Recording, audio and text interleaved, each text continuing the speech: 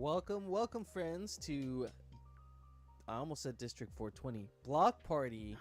Welcome, everybody. Block Party Friday night with a couple of crypto Twitter degens. We spend a ton of time in the crypto space. I'm a community lead in Avagachi DAO, No Futuristic. You are deep into the GameFi space with Orium and also Avagachi DAO director. So we do this all day and just here to catch up on our week and discuss some new alpha. Maybe get into some stories, some things that happened this week. But before we do that, how was your week? My week was great, man. I've been, what did I do this week? It's been a blast. I've been just talking a lot of Twitter spaces, Polygon stuff. I I went out and bought a Ute. I bought the exact bottom of Utes and I'm up 30% on my bet. So I'm still Nice. holding, but no intent. I am as flippant as they are. I'm not. They're leaving Polygon. They're leaving my wallet. I just want some, some good profit real quick. And I've been chilling, touching some grass, just working my ass off, that kind of thing. How about you, friend? Yeah, same here, man. I've been spending a lot of time with my dog. Got back into some fitness this week. I did some yoga actually this week, and also caught up with a friend who I haven't spoken to in about maybe 10 years. I just reconnected with. So just kind of caught up with him, and he used to be a paramedic, so he used to be in the same kind of field that I was in. He recently left his job as well, so we kind of connected on that level. And now he's working back in the film industry, because where I live, there's a pretty large film industry, and so he's gotten back into that. And it was kind of cool hearing his journey going back, going from there to that, and then back to where he was. So it was cool. Yeah, it's just like you say, touching grass and reconnecting with other people a bit. Yeah, it's good. It's sometimes good to get away from the computer, get away from all the internets and all the craziness that can be social media. 100%. Like, I logged on yesterday after a couple days, and apparently there was a market crash. I'm like, oh, the market crashed, I guess. I don't have these reactions in the bull market, but being in the market conditions we're in right now and experiencing the things that we have experienced, I'm not surprised. I'm like, whatever. Come at me, bro. What else are you gonna do? Go down another 50%. I'm almost numb to that pain, Yeah, it's I remember my first major market flash crash. It was in DeFi summer 2020, and Ethereum was around $400, and I had I just in a minute, it was 2 a.m.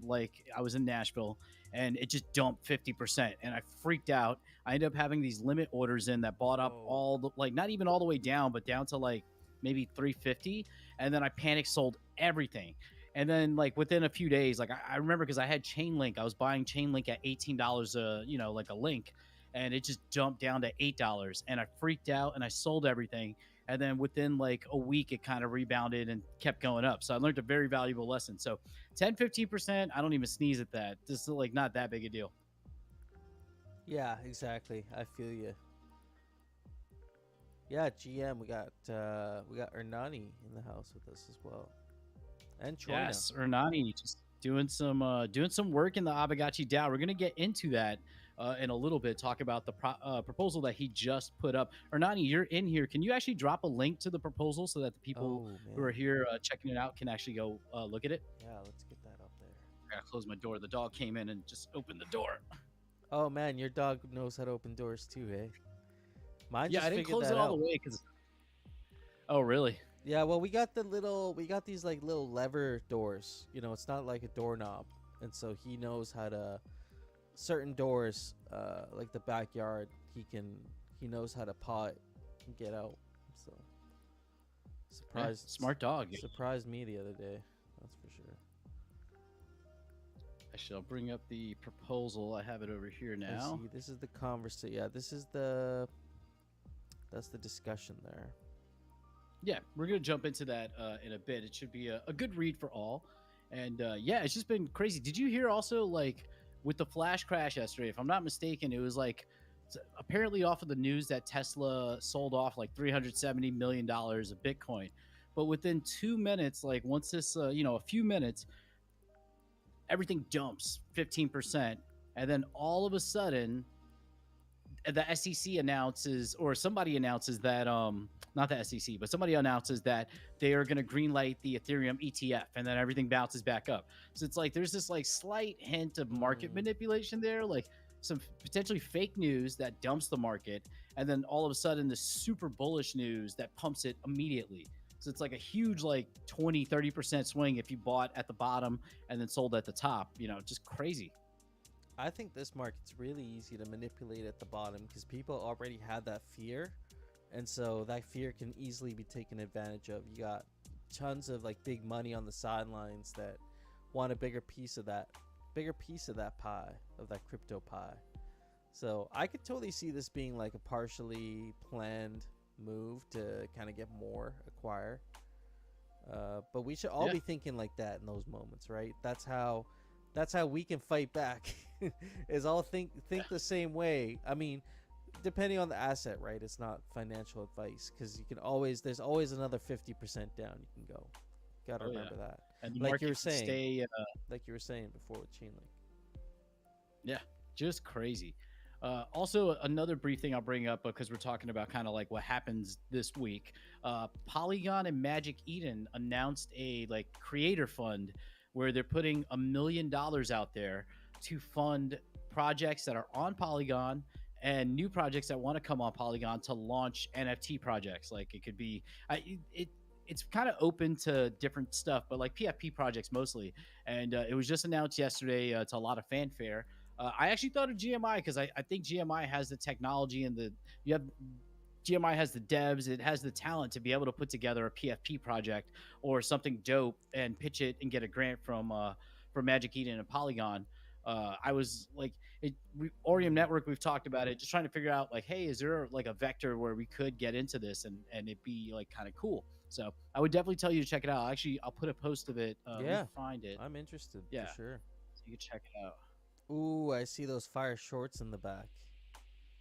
Oh yeah, those are Boxers. my. I got the boxers, I got the shorts, I got the hat, I got the a black shirt, and I got the comic book. I will say, I'm a little disappointed with the comic book. Not with the comic book itself, but the shipping. Whoever shipped it, like Oh. they put it in a weird way. The comic was in the box, so when I got it, the comic instant has like a crease in it, and it's like no, it has like protective, like front cover to prevent that, but it was creased, so it's like it's like a That's your little user creased. copy now. Now you gotta get like Yes, another I have to get pristine. another one. Yeah, I'm gonna see if I can get Lost Local to send me another one tomorrow. But it was like I got it all. I haven't worn any of it, and I figured I was telling my girlfriend right before it came live. She's like, don't you think it's weird that you have underwear in the background? I'm like, well, it's either that or I wear them on stream so that people know I have them. I'd rather keep them in the background. Well, I mean, it does catch your eye because you do see the underwear, but then it's like, what's on the underwear? That's what you really need to know. That got you. The gotcha. I'm dropping the link into our chat now. Let's drop it here. This is for the creator fund. If anybody's interested, 100 million. Oh, not 100 million. 1 million creator fund. There is no bear market on Polygon. They're still building and investing. So check it out if you're a creator, project dev or anything like that, and you have a good idea. Yeah, I actually got some bullish Polygon news. We might have talked about it before, but they have recently launched a decentralized ID service powered by ZK Proofs. So ZK ID. Is that like officially like up and running? So I think this is still very much like in the early testing phase. You can use it, but like I don't think there are very many services that would actually this would work with. It says here, a decentralized identity service will roll out to an estimated 4 million users via Polygon ID's launch partners, including Collabland, which probably didn't work out because I think it probably had to do with the DAO, right? Maybe. The Sandbox, a metaverse game, Fractal, an identity solution, and Kaleido, a Web3 infrastructure firm. Yeah, I think that's gonna, like any kind of decentralized proof of ID is gonna be huge because it helps bridge the gap a little bit between like the normies and like us, like the ability to still be able to stay anonymous, but without having a central authority holding everything. Yeah, exactly. I'm trying to figure out here how they do it specifically, but basically the zero knowledge proofs are what you would use to verify your identity. You wouldn't be giving out your information anymore to like, when you sign up for a Google account, you gotta hand over your cell phone number or like some sort of piece of personal information. You would just be handing over a key, basically, like a public key to verify. Yeah, see, I'm trying to find this thing because this is very pertinent. The ApeCoin DAO, it was made by apes. Let me see if I can find it. Made by apes. They made it so that people had to KYC. Here it goes. I found it. Zach XBT actually made this. I'll bring it up over here. This post is by Zach. Just turn my camera on down here. Yeah, you can see me. Yeah, so basically, people who signed up for this initiative and had to KYC, their personal information was leaked, including stuff. Shit.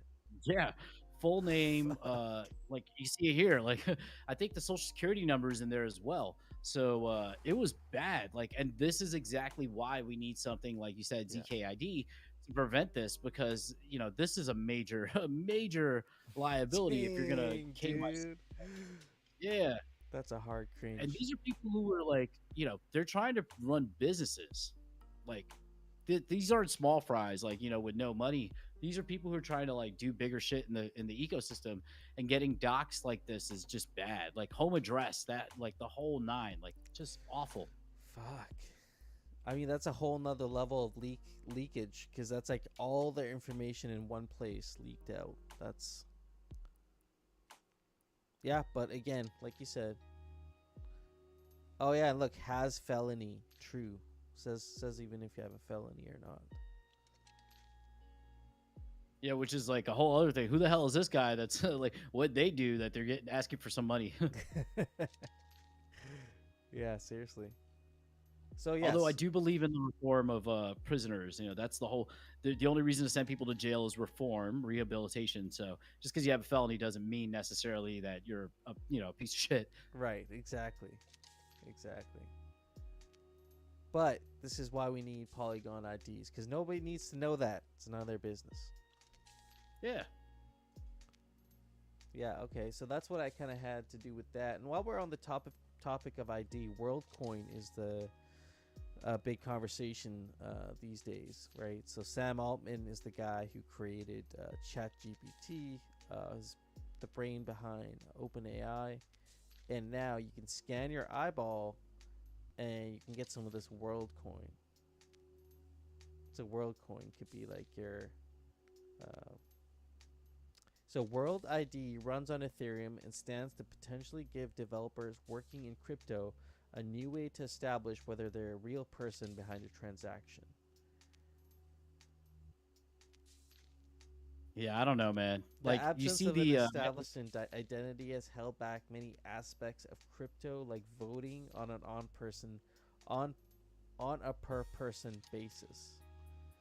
Establishing credit scores, I don't know. When you start talking like that, I'm just like, I don't know, man. It makes me feel uncomfortable. The Polygon ID thing sounded a lot more, I don't know. Maybe I'm just like a Polygon maxi at this point. But their solution seemed a little bit more trustworthy. But they're both going to live on decentralized chains. So this is an interesting point to make. Both identity services will live, one's on an Ethereum, not on an Ethereum main chain, but both of them run on a blockchain. That doesn't necessarily imply that both are going to be decentralized identity solutions. So that's something to keep an eye out for, because I think we're going to have to, this is going to get serious at some point. Yeah. You see here, I have on my screen the picture of the orb, the soul sucking orb. I don't know, man. Like this looks cool, but I also think eye cancer immediately. Like Yeah. I would not want to put my face up to this thing. Yeah, it's beaming something out, or at least, I mean, at least scanning your eyeball, right? I mean, that's kind of, it feels invasive. It doesn't, it feels clinical, and I wouldn't, I don't know, man.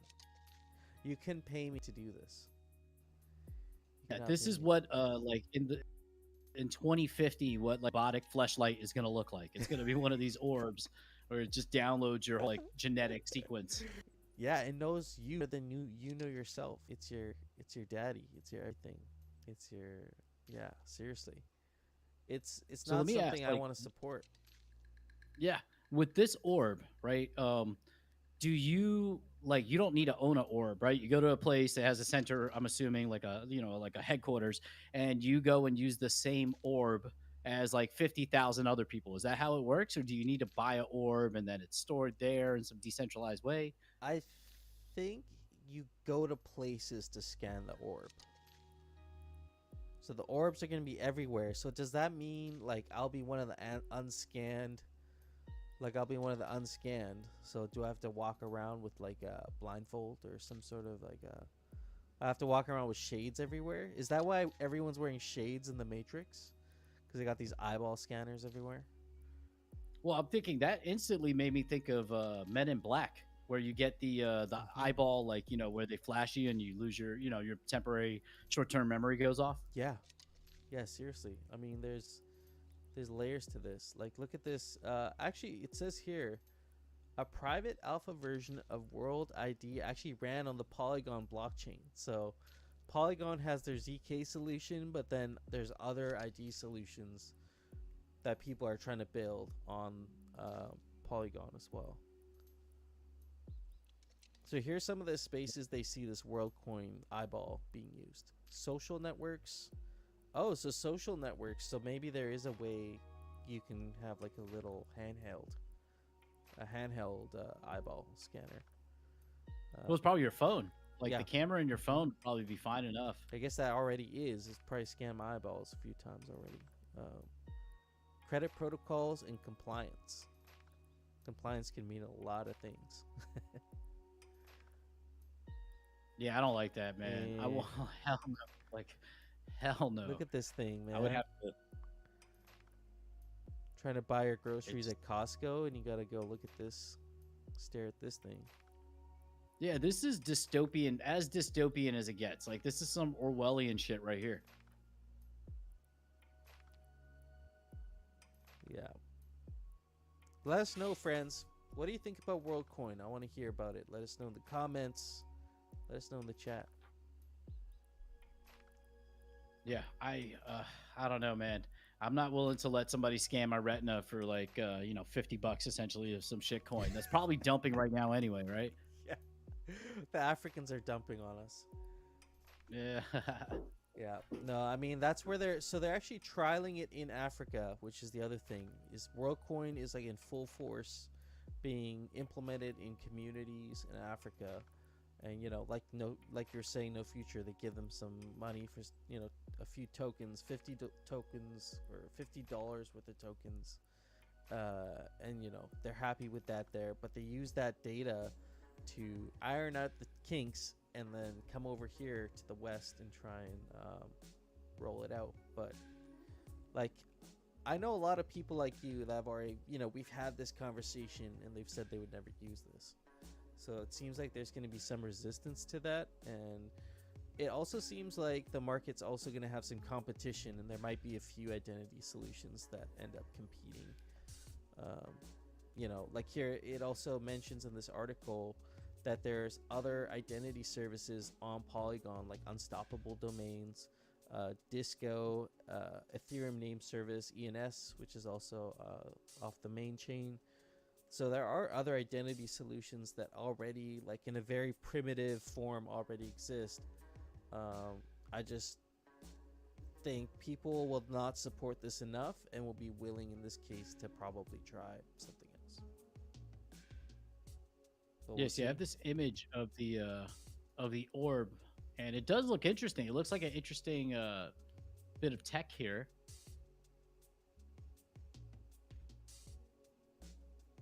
I just don't know. Ah, man. This is literally like one step before you get downloaded into the Matrix. Like, it's no. Yeah. Well, I've seen footage no. in Australia of people taking down these. They kind of look like flat orbs, and what they do is, if you're speeding, it actually directly tickets your bank account. Like, it takes that money out directly as part of like this traffic enforcement system. And what people have been doing is like taking them down, right? Just cutting the cord, or they'll just like break it in some way and disarm it. So I like these WorldCoin things. They don't look totally impervious to that, in my opinion. Like, if someone really didn't like this thing, you know, I see it all the time downtown where I live. It's like the security cameras are always a target. You know, all these like little surveillance things are always a target by people, and so if it's not durable, they're gonna have to come up with some durable glass or something. I don't know. Yeah, there was a. I'm trying to find it on Twitter now. It's like this guy who posts. He's like an anonymous account, and he has like a basically like, oh yeah, this is a good example of people removing the cameras. This guy has like a shed or like a storage unit, and he posts to it constantly. He's like, it takes them like several hours and, you know, like hundreds of thousands of dollars for them to put up this camera. It takes me 2 seconds to take it down. And he had a whole like storage shed full of these fucking cameras. And it's like, dude, like, I respect that, but if you get caught, they're gonna throw you under the jail. Like, it's like so much money, like public funds just being wasted by this one guy knocking out their surveillance system. But, you know, I get it. I don't advocate for it, but I completely understand, because it is very Orwellian. Like, look at this. Like, tell me this image right here does not look like an orb. It's an orb, Yeah, except it's an that, orb. you know, the government owns it. It's an orb, man. I'm not okay with that. Just get used to being spied on. That's all you can do. Yeah, I think that privacy aspect is kind of inevitable. That, you know, we're public privacy, like, privacy is not going to be as much of a thing in the future.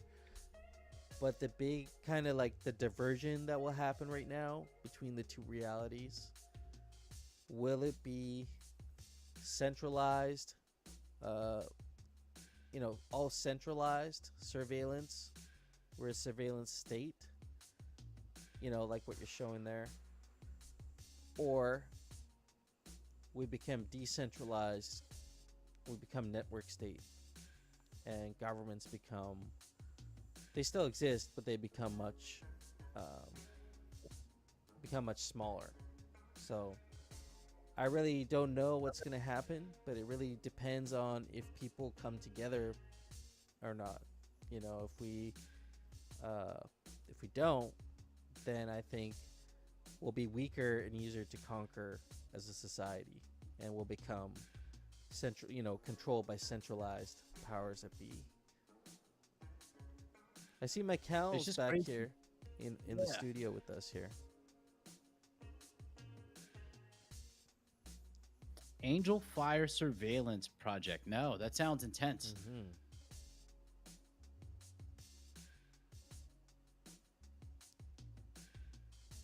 Oh yeah, Mike Callium, if you weren't here at the beginning, you should definitely check out the Creator Fund. Hey, what's up? Welcome, friend. Oh, I saw that Creator Fund. Interested in it. I don't know if it sounds like shit or not. I'm sitting here at Chicago at the airport right now. En route. I'll get to Vegas at like midnight, and then I drive 3-hour drive home. So hopefully home by 3 a.m. Been like a 24-hour day. We started the morning in Ireland. And so just a little exhausted, a little sick, I think. I don't know. Dirty Dublin got me. But the Angel Fire surveillance project, it started in Afghanistan and Iraq, and then they brought it domestically here stateside. So what it is, basically they created a concept of flying a surveillance airplane at low altitude constantly, 24/7. They never stopped. And so as soon as it ran out of gas, another one would show up to take its spot. So that way the surveillance never dropped out.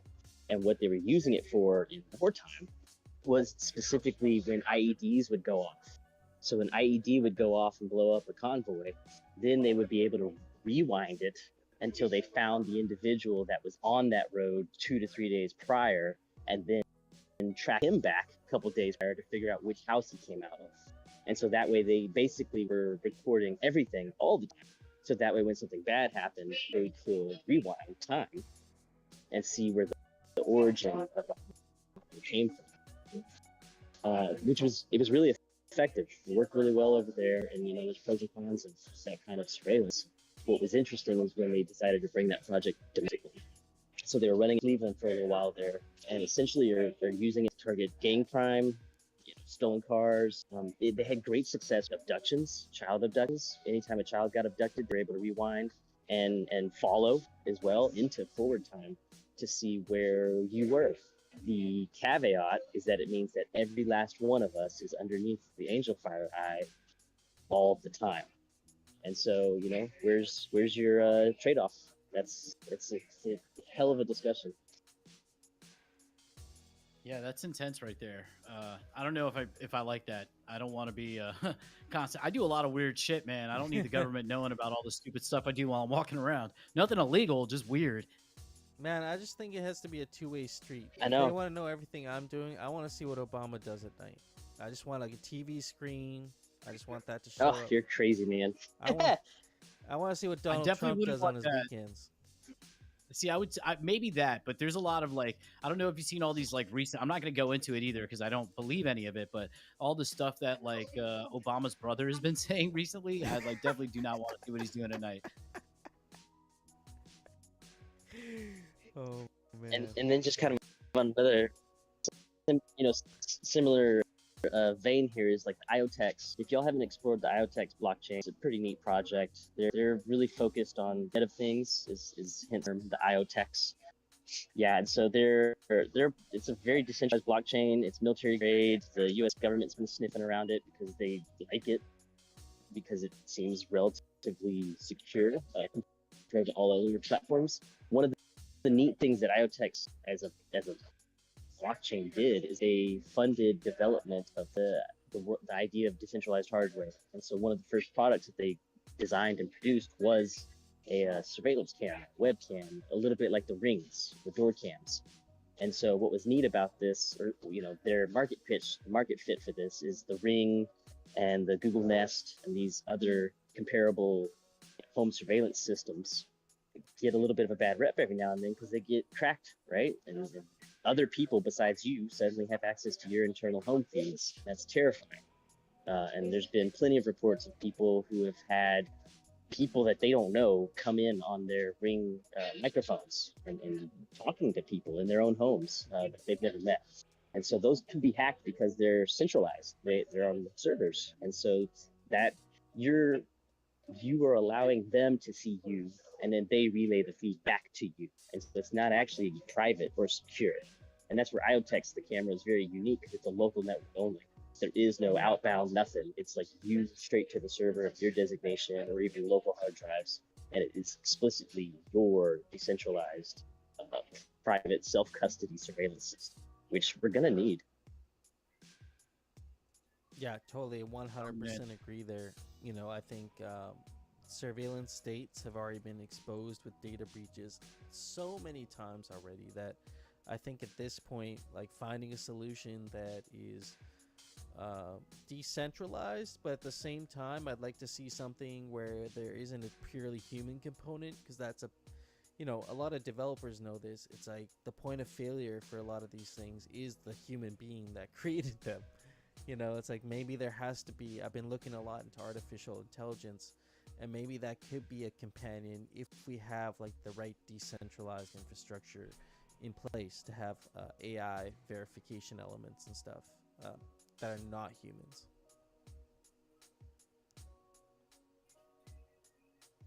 Yeah, we are the weakest link. I don't know, man. We're so screwed. We're just going down, we're already down that path. We're not doing well. Gotta hit rock. Also, if you're watching the stream, you see me playing a game. This is Boomland. I've become addicted. I just like the game a lot. I have to finish these hunts before the end of the night, or I'm not going to be able to. I lose out on the ability to hunt, basically, like wasting my hunts because they reset. Would you be able to give like a little kind of high level of what Boomland is for anybody who's just joining? Yeah, it's a. So this is free. There's a free to play version of this, and then this is I actually own Hunters, which are the NFTs. It's a I don't know what type of game this is. Like I guess it's a battler game. You actually use an attack button. You just move around the map and you auto attack. Like your player, like you see here, is just going around smacking the enemies and getting basically points, which are go towards leveling up. You see the level at the top there, and as you level up, you get different benefits. Like I just added a damage reflection benefit. Yeah, and it's a timer game. Like it's 3 minutes, 4 players, kind of a battle royale, except you're not playing against each other. You're playing against the monsters, and you want to just beat out the rest of the players and get have the highest score or survive until the end. So right now I'm leading in this one. I got to get out of here because they're gonna fuck me up. Run. Yeah, this one is on Polygon. This is called Hunters on Chain, and I like it because it's actually also a mobile game. This is made on Unity, and I own some of the NFTs now, so it allows me to play. I earn BGem, which is used for you can basically use it to get loot boxes and get other stuff, and then they have a governance token called Boom, which you get. You can buy on, well, you can't buy on the secondary. I've been trading at OTC with people because that's the only way to upgrade. But they're gonna be doing like an IDO or something soon for it. I like that it's active real time, that it's not an idler. It's not something you just passively do on the side, that you have to engage in it. You have to actually fire it up. The auto attack's fine. That doesn't hurt my feelings at all. How involved are the NFT themselves in terms of gameplay effect? Do they have a realm of wearables? Are you signing transactions when you're within the game realm itself, or is it kind of like its own self-contained system, and then it's just relaying things up to the chain, or is it even really utilizing? I believe it's using the chain. The only transaction you do is to sign in. And then everything else is when I win battles and I earn BGem, it just goes straight to my wallet. The thing that impresses me about this game is the whole game is run on Sequence Wallet, which, you can sign in and out of this wallet via your Google account. So I've never seen that before. I know it's a newer thing, or Nani has spoken about to me. So it allows me to basically log in from any computer or log in from my on my phone without actually attaching a wallet, which I think is amazing. So all I have to do is, this is on Polygon. If I buy the asset, like I have, once I win this battle, it ends in 5 seconds. So hopefully, no, fuck. Yeah, I think I set up my Sequence wallet live with you last time, and it was really easy actually to set it up. Yeah, really easy. If you have a Google account, you can do it. I'll show you right now. So you can play the free to play version if you don't own the NFTs, but if you buy the NFTs, every day these hunters get a certain number of hunts they can do. So I have 4 hunters at this point. You can check over here. This is my best one. It's a legendary. I paid 500 Matic for this. The uncommon was I think 60 Matic, and then the commons go for 25, 30 Matic. You get a certain number of hunts. So this one gets 5, where this guy gets 14 hunts a day. So you go out. Okay. What you can do is the NFTs they basically sell that you can get on Magic Eden or OpenSea are artifacts or shards. The shards allow for upgrades. The artifacts allow, you can put, once you reach certain levels, you can put an artifact in, and it boosts your basically changes the metadata of the hunter. So for this one here, I used one of the legendary upgrade shards. I'd pay a certain amount of boom, and then it upgraded. So this guy's metadata changes. Now he can hit more. He has better life, and all of his stats improve. So cool. That's really cool, actually. Yes, that's genuinely on-chain upgradable NFTs and active gameplay. Well done. Well found. Yeah. So you earn BGem every time you win. When you're spending your BGem is to basically buy chests, which are like loot box. So I'll buy one now. This is an actual transaction on chain. I buy this loot box. It's gonna cost 50,000 BGem, but with my legendary, I can earn 9,000 BGem every time I come in first place. and do 14 of them a day. So it adds up pretty quickly. I just purchased the chest, and it's gonna come with some kind of loot in it. So these cheaper ones only have like, see, I got a rare celestial pack. I don't even know what that is, but I think this is a shard, which will allow me to upgrade. Yesterday, I bought a where was it? I bought this one, the magical chest, and from that, I ended up getting, in terms of equipment, all of this stuff. Like currently, I'm not sure how to equip this stuff because I'm still learning the game. But yeah, it has like little wearables. It has stuff that you could feed the guy to change the stats. It's actually really cool. I like it a lot because this is what I hope that Aavegotchi moves towards once it launches its mobile Unity game. Are y'all spending any actual time or energy on Gachi Heroes? The actual, not the demo run, but the proper assets? I do not. I have a lot of assets too. I bought a whole bunch of packs, but I haven't played it. Yeah. If it kind of in the same boat. Yeah, same. Damn, boat. really? Both of y'all. Yeah. I don't know. I just haven't had any time here lately. The LP is the only thing I've been doing. The G Hero. I think it's interesting, but yeah, it's our own ecosystem still hasn't quite delivered yet in a functionally useful game that's fun to play. That idler shit, it's not fulfilling. I can taste it though, man. It's close. Like I know, like No Future said, the Unity tower defense game built by Pixelcraft, I feel it's gonna be a hit. And then for the DAO that I'm really excited about, actually two that I'm excited about, the sandbox experience with Gachi Farmy, I know it's gonna be good, and the Oliver Spoon's dungeon crawler. I'm curious to see how that's gonna turn out. So those are the two that I'm personally stoked about. But let me just get a quick status update from you guys too, because the very last real thing I saw on Snapshot when I was still paying attention was it looked like we were finally getting ready to send the OVIX in that story. And did that go smoothly? Is that done and gone and no one cares anymore? That's finally officially over? It's over, but I would say it did not go smoothly because OVIX kind of backed out of the promise it made. Oh, yeah. fantastic. Did they dump on us? I don't know that they dumped, but I know that they basically they made an agreement to have Did they not do return- Migos fulfillment? Yeah, they had that proposal for that, and then they backed out of it. Like they put another proposal retroactively to disregard that proposal. Hell yeah. Yep. No, I'm so happy to hear that, actually. I think that's hilarious. That is the funniest shit ever, is you're watching like a baby learn how to DAO. not even, dude. And so That's they're- an on-chain sacrifice by the sword. They're not a DAO. Yeah. That is Oh, on-chain already? proof. They're already... Yeah, well, exactly. Well, I don't know. If anything, they might be more DAOish than anybody out there. They're realizing, fuck any decision. If we make a decision, we can reverse it tomorrow. Who cares? Like, we're obligated to anything. If we pass new that says, don't do the thing we said we were going to do yesterday, then that's still real, right? Like, it's crazy to me that that's how they've immediately latched into this DAO mechanism as a community is, oh my gosh, we can do whatever we want. Yeah, they it's took- yeah. insane.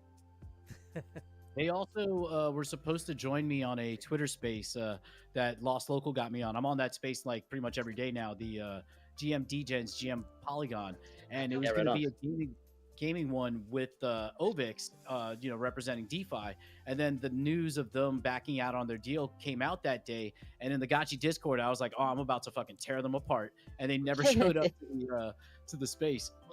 I will say, OVIX is one of the strangest things I've had to deal with here lately. Because one, I never wanted anything to do with them. Two, somehow they found a way right into our mouths.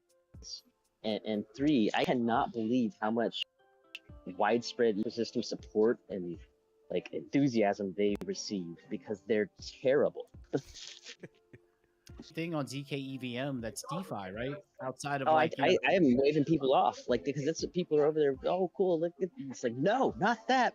Like, I was excited to hop on ZKVM initially, and the first fucking thing in front of me was them. So it's like, well, never mind. I'll wait. So that's how low the bar is on ZKVM right now. So anybody that's going to deploy anything, just deploy it over there, because you will be a hit. Gosh, yes. Anything functioning at all, if you just port it right now, you'll be a star. ourselves included, find Yeah. something that we can just fork and we'll go do it. I'm actually, once I get back on terminal, which should be like the second week of September, I'm gonna look really hard at Gitcoin's front end that they've recently released. I don't know how much y'all been keeping up with the whole Gitcoin fiasco, but it's time to fork it. So they've done great work on their product design. The product flow is good. Their protocol that they've built is functioning, but they're getting way out from left field. And What so was I want to the- fork what was it and the just do a failure little point mini there, in your Gitcoin. opinion? Shell, the Shell endorsement. As soon as they partnered with Shell and took oil money from Shell, and I'm watching them, you'll appreciate this very well, Hefe, because you took the time to try to spend some understanding with me inside the Nori circle. Yep. And so I was in a position to defend to true decentralists why it was okay that we were working with Bayer. You know, Bayer being the largest pharmaceutical agrochemical company on the planet, you know, the owners of Monsanto, Right. and quite honestly, like responsible for many of the terrible, some of the worst things that have ever happened in agriculture in human history is underneath their brand.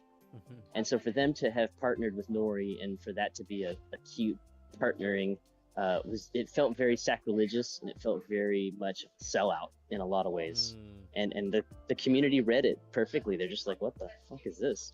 And it was really hard to get people to buy in to the fact that this was a good idea. And now with me, even in retrospect, looking back, I'm like, my God, I was part of the problem. I was part of the labor force responsible for spinning an inauthentic presence of Bear inside of the quote unquote crypto space. They could give a shit less. They're just trying to whitewash themselves, greenwash themselves in their case. Yep. And now we're watching Shell do the exact same thing with Gitcoin. It's a $500,000 donation. It's a drop in the bucket for Shell, and they've made more in profits than that just for the things that they get away with. But they have essentially co-opted Gitcoin's quote-unquote reputation brand, and ironically, Shell's not the one being brought up to higher standards with it. Gitcoin sacrificed a hell of a lot of social capital, and they Wow. really stepped in it, and they've been walking it back since they announced it. And it's, you know, what's even more funny though, y'all love this, is there are maybe 2% of the people inside the Gitcoin community, Kevin Owaki being the loudest one, who all he keeps doing is raising his hand and just screaming, get into the DAO forums then. Like, get into the DAO forums and throw an opinion out there. Give us a better idea. Communicate with us as a protocol community before we make mistakes like this. Like, don't show up after we've screwed up. Like, get involved and make us have a better sense of direction.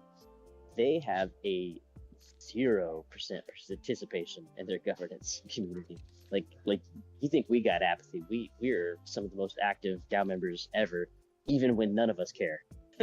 We still are more active and participatory than anything happening over there. These guys are supposed to be public goods, trying to change the world and stuff.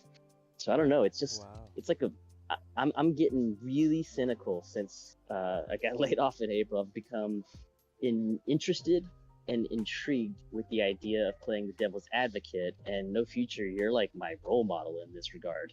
Like I have so much fun following along with your teardowns, and like I'm happy to be the loudest one to say fuck you, Utes. See, you know, don't let the door hit you on the way out. Like, we don't need these things that aren't contributing in useful, functional ways. Yeah. And I'm tired of people working so hard to convince others why they are a good idea or a good product or deserve your support. Like, the work has to speak for itself, and we're getting really far away from that here recently. It feels like, to me personally, it feels like we're back into Shill City, and it's really just about who can spin up the most hype, regardless of what you've actually even built. Yeah, I think Yeah, I there's feel also. like 100%. Oh, go ahead. No, I was gonna say I agree. It's definitely one of those things. But I would also say don't FUD Utes too much, because now I have a bag, and I'm gonna flip it. I have no conviction for it, but I do have a bag. So let me get out of that position before. Let him Oh, we sell can- the bag we can- before we Oh yeah, man, we can play good cop, bad cop all day long. You know, you can come out of it and, oh, I don't know, I did some thinking, and I don't know, there's a chance. I said, you're wrong. You would have sell it. I can't believe you're with them. And then when they're all like, yeah, we're rallying around our man, jump the top and we'll both walk away.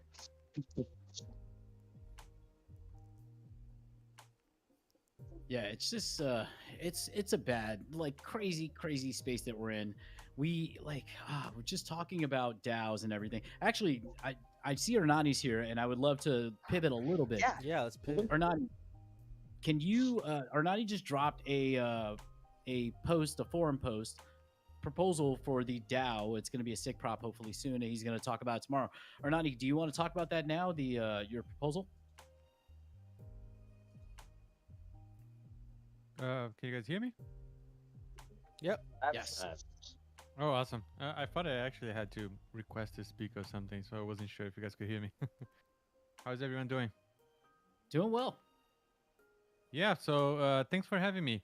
Yeah, this is something that we have been working for a few months now, and it's essentially the culmination of interacting with multiple rental protocols across multiple games.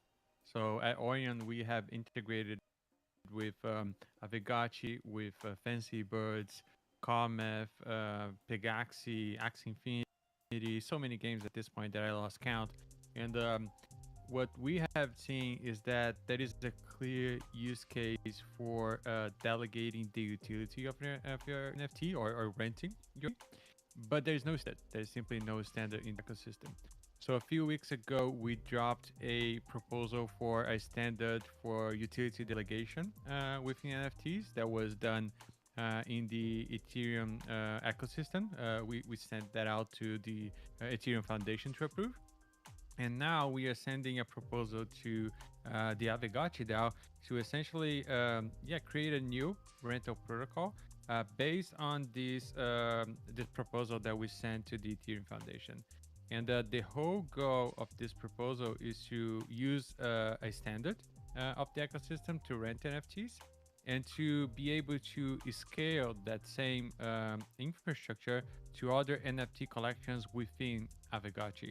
So if you look at the rental market for Avigachi today, we are only able to create rental listings for Avigachi NFTs. And it's a little bit difficult for you to, again, scale that technology to other NFTs within Avigachi, like wearables and land.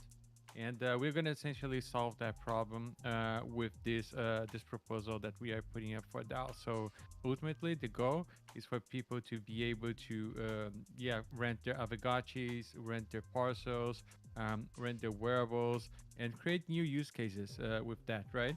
So imagine if during rarity season, people are able to rent out godlike wearables. That would be pretty dope. It would be a completely new mechanics to the very popular game deal we already have in place. Same could be said for landlords that have dozens or hundreds of parcels across the Gotchiverse, and now they can create listings for their parcels. So yeah, very excited to be potentially contributing back to the DAO. And now we are waiting for feedback. We just posted across all the Avigachi channels. Tomorrow we will be at the Hangout talking about it. So yeah, excited to see what everybody has to say about it. Oh man, That's really interesting. Bullish. That's all I can Mhm. say. I remember that I saw when you were first discussing and dropped that. What are we calling this? What is your proposal EIP? Yeah, it's called EIP 7432 non-fungible token roles. Right on, man. It's like this is a level of infrastructure, architecture, and ecosystem contribution that we don't get to see a lot of within our little Avigachi ecosystem. We tend to be really focused on just our own little sphere, and I do applaud your ambition to try to actually make an impact across the whole entire space, not just explicitly to Avigachi. Yeah, absolutely. But Avigachi has been really inspiring on that sense because if you look at what the project has delivered, it was one of the first to implement a truly on-chain rental system, right? So you look at Axie Infinity, if you look at Pegaxi, they all had centralized components to their rental infrastructure. And Avigachi was one of the few to start with a fully on-chain decentralized way for you to delegate that NFT utility. Again, like I said, unfortunately, I think that the implementation was very specific to the Aavegotchi use case. And when I say Aavegotchi, I'm talking about the Aavegotchi NFT, not the land parcels, wearables, etc. And because of that, it's a little difficult for you to create listings for all these other types of NFTs that already exist in the Aavegotchi ecosystem. But Aavegotchi has always been ahead of the curve, and yeah, that's why I love being a part of the community. And yeah, that's why I'm excited to be partially contributing back. This is huge. I mean, I was just thinking of the possibilities as you were talking there, Ernani. Renting fake gotchis. Like, I just think of the impacts this could have on across all, like you said, across all the Aavegotchi markets. From switching up rarity farming season, adding this extra element of trading items, which, like, let's be honest, every like good MMORPG that I've ever played, you're able to trade items. So it's kind of strange that actually up until now that we haven't been able to really do that. But we can actually rent items out. Sorry, not trade. I meant rent items out and let people borrow items. Has always been doable, but now we can do it in a trustless way. So this is really cool, very innovative, and we might even see more. I could see more one-of-one fake gotchis. I'm just thinking on the art side of things. Yeah, there are definitely a lot of potentials on the art side as well, right? Let's say users, they want to do some sort of art collab or something like that. You can potentially just delegate your art to the same account, and they can showcase on the same land parcel in the Gotchiverse. So yeah, definitely a lot of different use cases for art as well. Ernani, did you mention any of the revenue generation or anything like that in the plan? Yeah, if you go to the proposal, there is actually a section that is named return on investment, and there I talk about different things, but also about the potential financial ROI of this proposal, right? And when I say ROI, I mean return on investment. So that's actually something that I've been a little bit hesitant of putting on the proposal, because I know that all you DJs out there, they want to see triple digits, right? If you don't see a triple digits APR, you might not get very excited.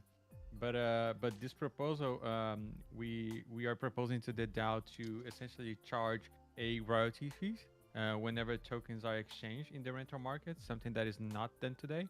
It's done at the bazaar, but not at the rental marketplace. And if we do that, we are essentially adding a new revenue stream for the DAO, right? So the DAO can actually make money out of this proposal that we are putting out there. And yeah, if you go through the proposal, we actually play with a little with a few different scenarios. If you have, I don't know, $500,000 of volume in the rental marketplace and a 3.5% royalty revenue, how much would that lead in terms of financial return for the DAO? So all these different numbers we play with the proposal in the proposal as well.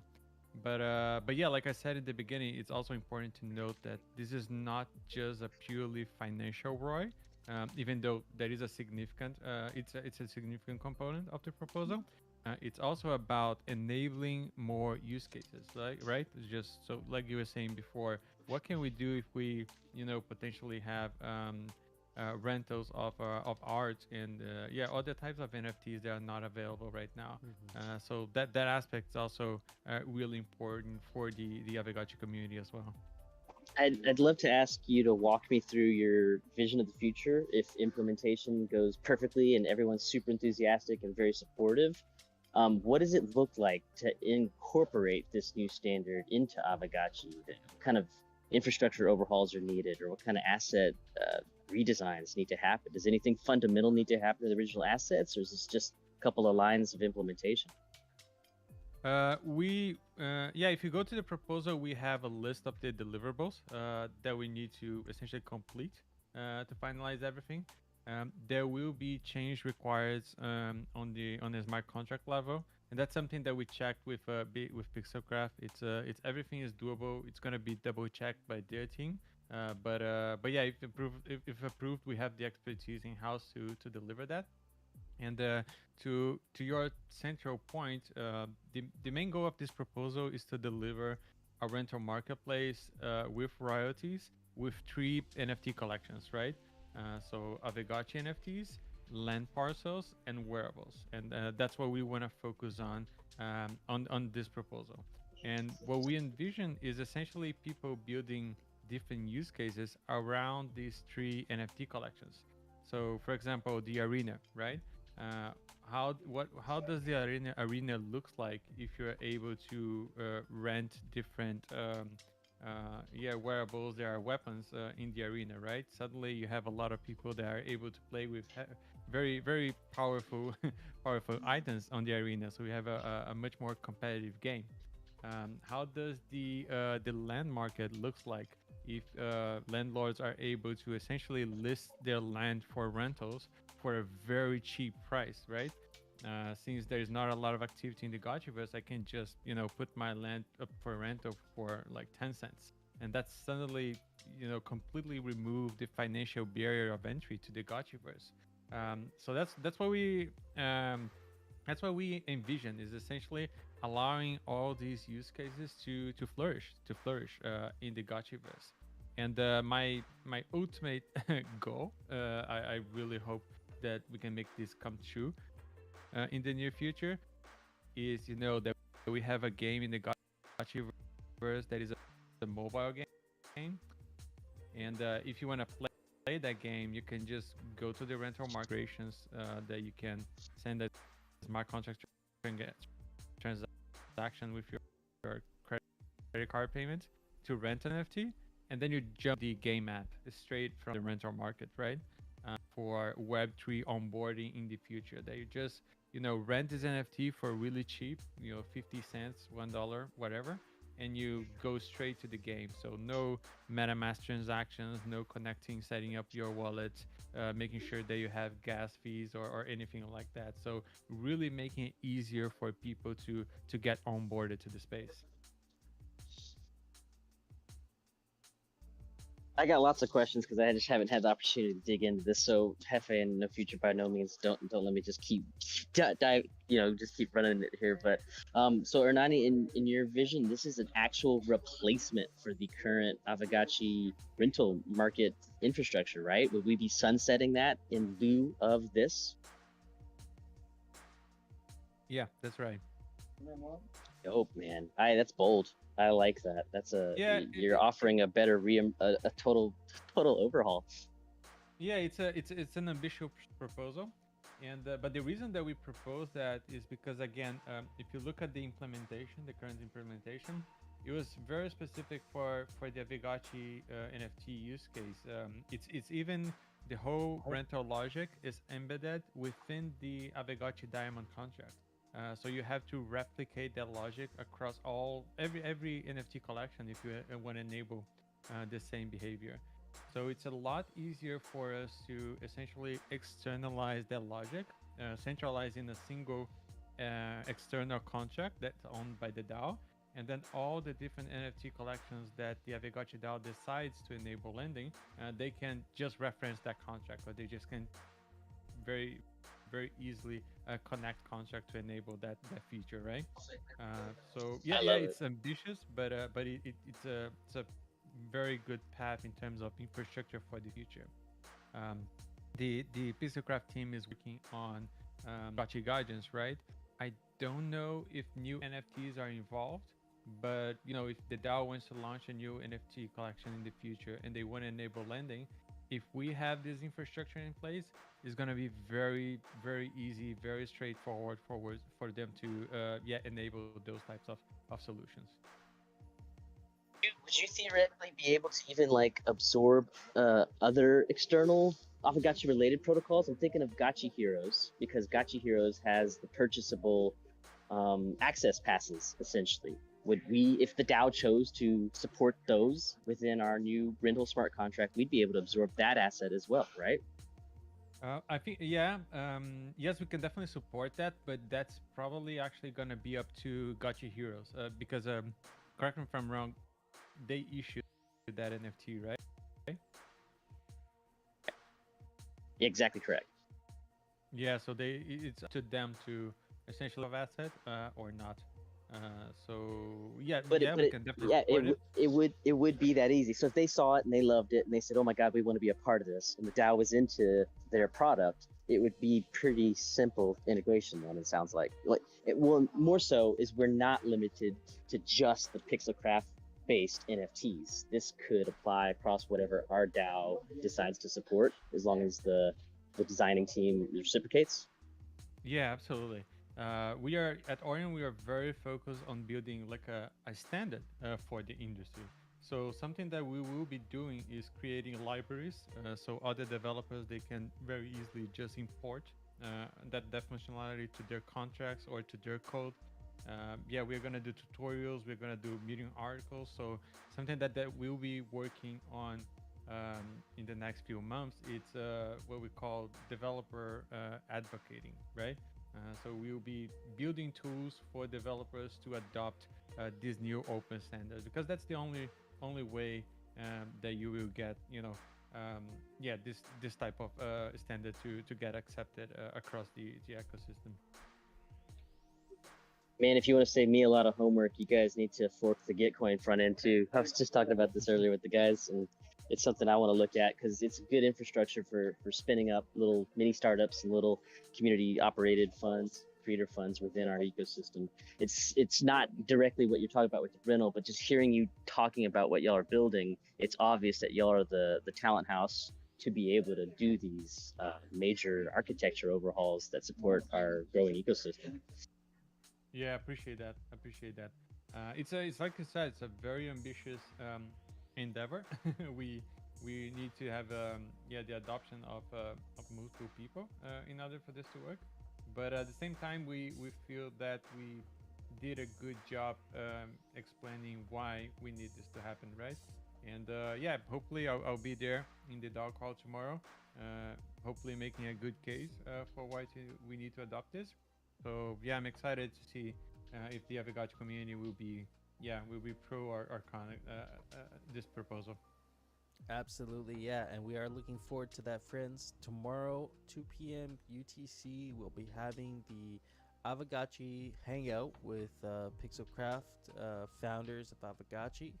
That'll be the first hour, and then we get into the DAO call. And really looking forward to seeing this proposal being presented in front of the DAO. So that'll be there tomorrow, 3 p.m. UTC. Yeah, it's going to be an epic one also because tomorrow, if I'm not mistaken, we have that In It thing, the thing that's happening in Chicago, where I believe 2 or 3 of the summoning founders of Avigotchi will be together at a gallery showcasing fake Gotchi art. So it's going to be really exciting. I'm sure they'll call in from there and we'll be able to talk and just kind of like, promo a bit about it, but should be good. Yeah, that's going to be really cool. And then I fly out of Chicago in an hour and 20 minutes, man. I cannot believe I'm this close and I'm gonna miss the whole thing. no, delay the flight, man. Just show up tomorrow. Be like, hey, my Callum showed up. One of the Dude, we like I said, we get home at 3 o'clock in the morning, and I get something like 38 hours at the house, and then we leave for Burning Man for 2 weeks. This Dang. is gonna be the busiest, most intense August of my life. Dang. Yeah. We'll enjoy it, I man.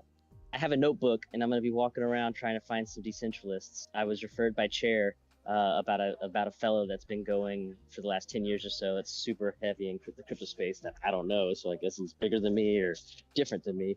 And so hopefully I'm able to track these people down and do some interesting stuff out there. I know Hefe, you mentioned wanting to maybe sit down and do just kind of a big brain dump after I finally get back home and on the computer.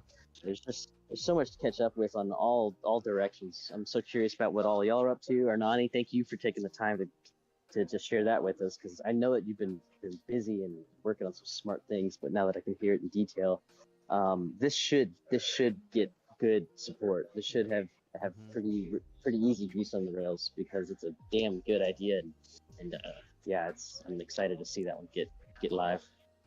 Yeah, I'm hopeful as well. We are definitely gonna have the opportunity tomorrow of get a more deep conversation about this. Thanks everyone for having me. Unfortunately, it's Friday night. I'll have to cut my time here short. But yeah, thanks again, and hope everyone have a good night. Absolutely. Enjoy your evening, and thank you for joining us. Yeah. Well, we're gonna wrap up in a second here, friends. But real quickly, I just want to say, Mycalium, guys, seriously consider the Polygon grant, because part of that grant, I think, is creators, projects. But we have something here at GMI that would win us some favor with them, in the fact that we can market it ourselves. We have people who know how to do that, content creators. So Yeah. definitely, we should definitely offline talk about this, because I think with our powers combined, we can get something done, maybe get some money and launch a project. I think you're exactly correct, and I'm right there with you. So we're referring to that Magic Eden, the $1 Million Creator Fund that was announced, right? Yep.